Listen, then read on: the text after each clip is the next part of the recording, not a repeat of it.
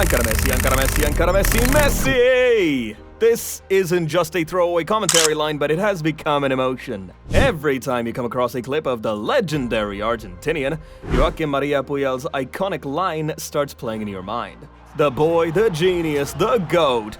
Messi has become a standard bearer for comparison till eternity because it will be very difficult, nay, impossible for any other player, present or future, to put up the numbers that he produced. You wanna know how incredible the guy's influence was on the game? Let's just go through his influence on the game from his early days to now, and how he has managed to uphold his standards year after year. It all started in La Masia, as it does with any Barcelona talent. He was part of the baby dream team. With the likes of Cesc Fabregas and Gerard Piqué, he smashed 36 goals in just 30 games at the age of 15. The talent and rise was inevitable. So was his call up to the first team. At the tender age of just 16 years and 4 months, Messi was handed his first team debut by then Barcelona coach Frank Rijkaard. Messi's first official first-team goal came against Albacete, and this is where it all began for the future icon. At first, he was mostly used as a rotational piece, considering the legendary Ronaldinho and Ludovic Julie occupied the flanks. It wasn't long before he made the right flank his own.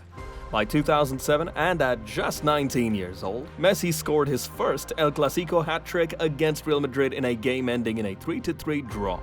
In his first proper season, Messi had scored 17 goals across all competitions for Barcelona. It's not just the numbers with Messi either. Remember his goal against Getafe in the 5-2 win in 2006-2007?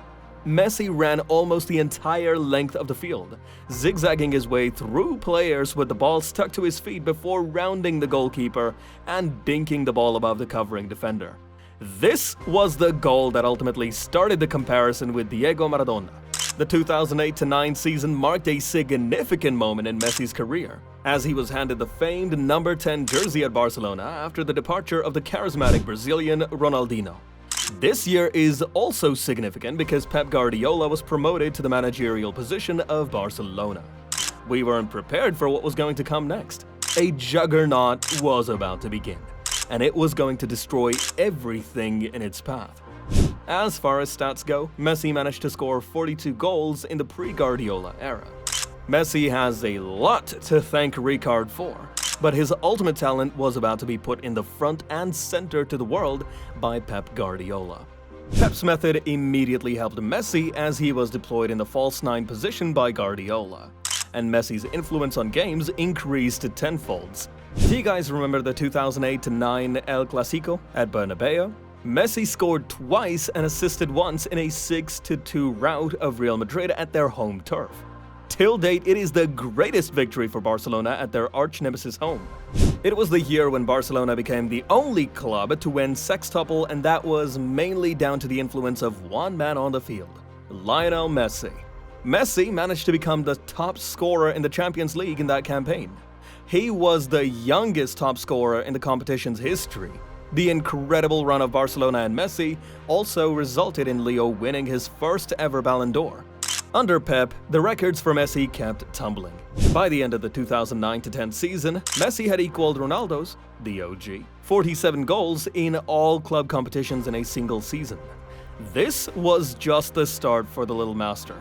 A comprehensive feat was conquered without breaking a sweat. Under Messi's heavy influence, Barcelona were starting to rack up the La Liga titles. It was also around this time that Messi versus Ronaldo rivalry had started to gather pace.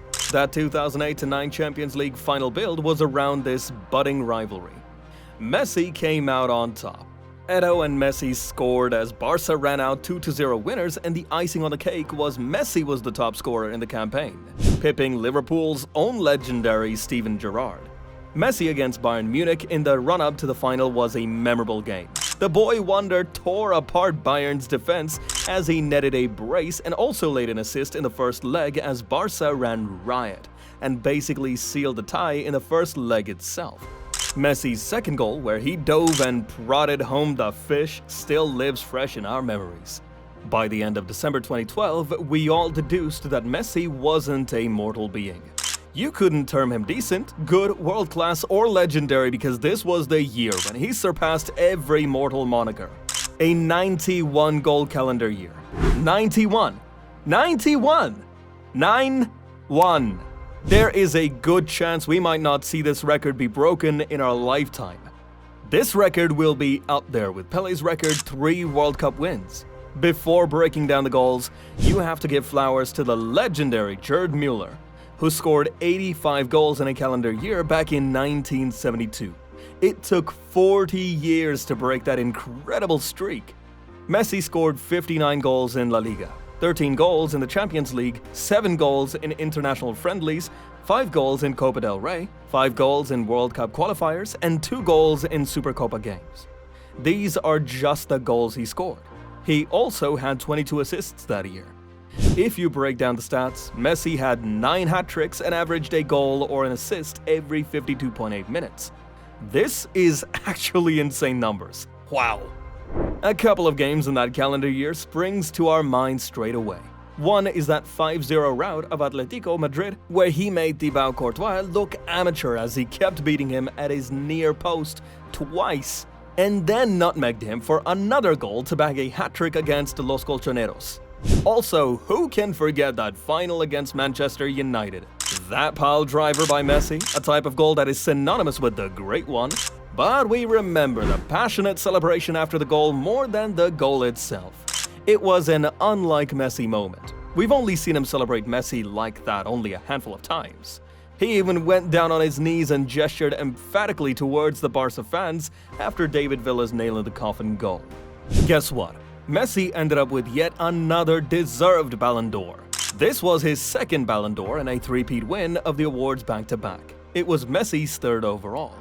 After the 2012 calendar year, the record still kept tumbling. None more amazing feat than Messi becoming Barcelona's all-time top scorer at just 24 years. At 24, players are usually about to find their groove to get into their peak. This boy's whole career has been on peak. There is one more legendary goal. Sorry, we could have gotten a whole catalog from his time at Barca. But we will be here for at least a week if we talked about every single spectacular goal he scored. The goal against Bayern Munich in 2015. Yup, the goal where he embarrassed and almost forced an early retirement for Jerome Boateng. Messi collected a simple pass from Ivan Rakitic, with Jerome Boateng in close proximity. Messi, with one swift movement, put Boateng on his backside and then dinked a cool finish with his wrong foot over arguably the best keeper of modern times, Neuer. Martin Tyler, the commentator, could barely believe what he had seen, and neither could we. By the end of Messi's time at Barcelona, he had scored 672 goals in just 778 games. That's almost a goal every game. And we aren't even talking about the assists. In total, Messi won 6 of his Ballon d'Or trophies with Barcelona and an eye-watering 34 trophies. Messi decided to join PSG in 2021 to much fanfare in France. Not since the days of Messi, Suarez, and Neymar had we seen such an attacking force. Mbappe and Neymar were already there. Messi was the last piece of puzzle for PSG. Or so we thought. It was clear from day one why PSG decided to bring Messi to their club. Since Nasser Al-Khalifi bought PSG back in 2011, winning the league's title had only been a formality. Even if PSG didn't try, they would still end up with a league title. Qatari investment made sure there was no match, at least on paper, for them. PSG's squad never lacked style, panache, or big names. But when it came to Champions League, PSG lacked the substance, and Messi was the direct answer to that. Messi would be sporadically used in the French domestic competitions with the Champions League ties around the corner. He was almost exclusively used in the Champions League. But even the greatest player of all time came short at PSG. They failed to win the big one in Messi's 2 years there. After leaving PSG, there has been taunts from both camps. Messi stated that he never felt comfortable at PSG. Meanwhile, PSG camp have stated that Messi was never 100% committed to their cause. Whatever the reason, it was clear that Messi and PSG was not a good match. Still, Messi was able to win 2 league titles with the French Giants, as well as score 32 goals and laid on 35 assists in just 75 appearances. Currently, Messi is enjoying his life at Inter Miami. David Beckham persuaded Messi to join his ambitious project, and both are reaping the rewards from it. Messi finally seems to have found his smile and love for football back. And Beckham has been able to put Inter Miami on the global stage due to its association with the GOAT. Win-win. How can we not talk about Messi and the World Cup? This is the best conclusion to the best story in football history. Getting compared to Diego Maradona throughout his career, the only thing that separated Messi from Maradona was the World Cup. And boy did we all have to wait for it to happen. Before the 2022 World Cup, Messi had 4 cracks at conquering the holy grail of football. But Messi and Argentina always came up short. It was either due to lack of quality, lack of balance, lack of experience in the management, or just pure rotten luck. Messi was even managed by Maradona at the 2010 World Cup. But the master and his prodigy bowed out in the quarters. Messi, though, wasn't to be denied. In the 2022 Qatar World Cup, arguably one of the greatest ever tournaments, Messi and Argentina were finally able to conquer their demons and win the World Cup. In the World Cup final, Messi overcame arguably the second best player in the world at the time, Mbappe and the talented French team. He did it in the perfect way. No half measures, just like his career. Messi's life has come full circle now. He is now in autopilot mode, enjoying his time at Inter Miami with his family around him and money that can last generations. Messi has done his part for football, and now he deserves every bit of love he gets from the football fraternity. And we are hoping to get to see a fitting finale whenever the maestro decides to hang up his boots.